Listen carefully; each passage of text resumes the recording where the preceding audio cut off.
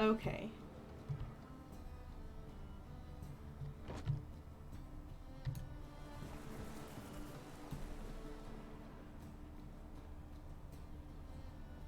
Well, here's another red book. The treatment of furuncles through cauterization. The study. I don't think this is it. Everyone's seen the boil, usually more than they'd care to. Yeah, let's not read that, because that sounds like it's gonna make me feel sick. The Life of Jacques de Aldersberg. My manifesto. Must be it. There's a letter inside.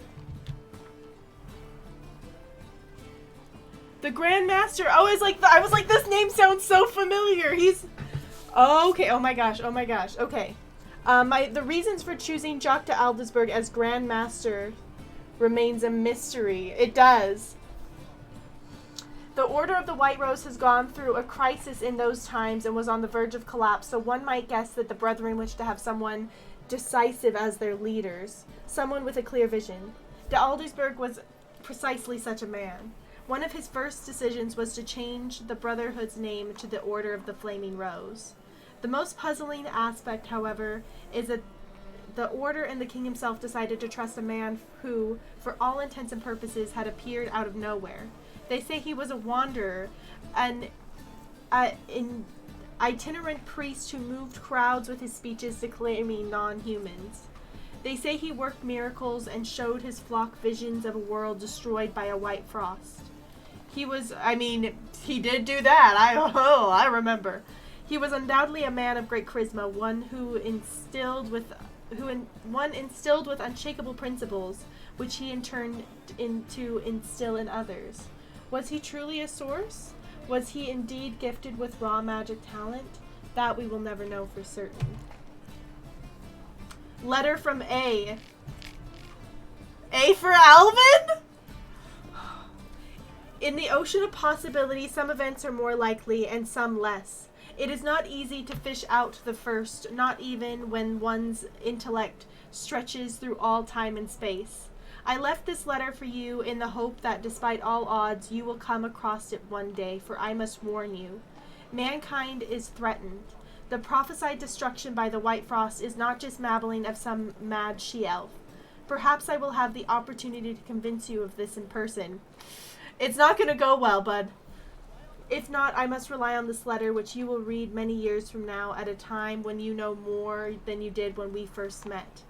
Know that nothing will save the world except preparing its entire population for this catastrophe. The old tells say a child of the elder blood can starve off the danger, but I tried and failed. I guess that would make sense if Alvin was a child of the elder blood. Ever since I have been haunted by a hideous vision, a crowned wraith, the specter of my failure. Who I let claim you! I feel bad. Whoopsie! I was the chosen one, and the chosen one failed. You and your brotherhood are our only hope.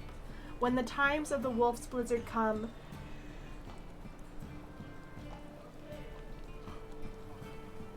men shall perish, and only the Ubermen will survive. Your duty is to give the world Ubermen. Whatever you think of me, do not fail as I have failed. Alvin.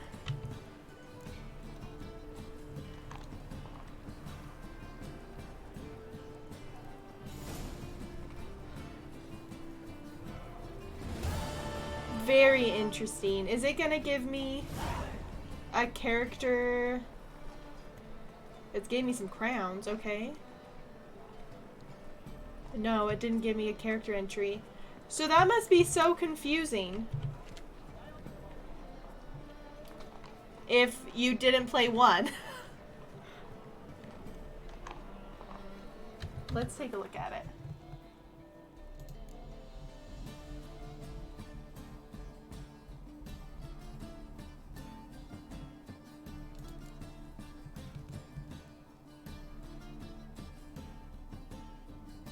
To this day, I don't know who the old friend was, nor what he had written in the letter. Yeah, no, that... Oh, do you not know?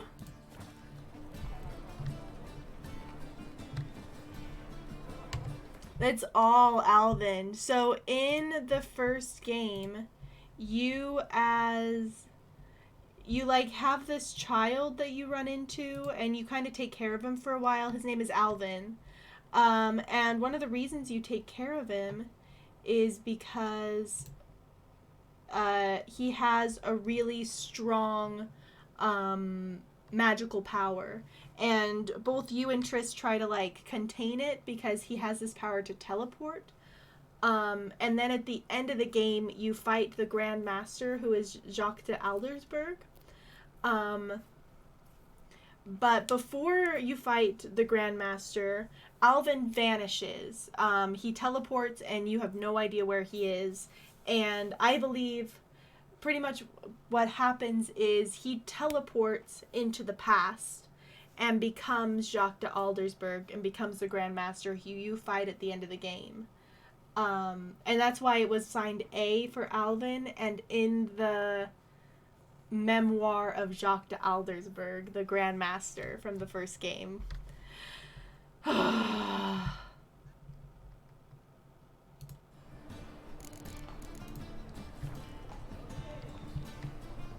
Crazy times, crazy.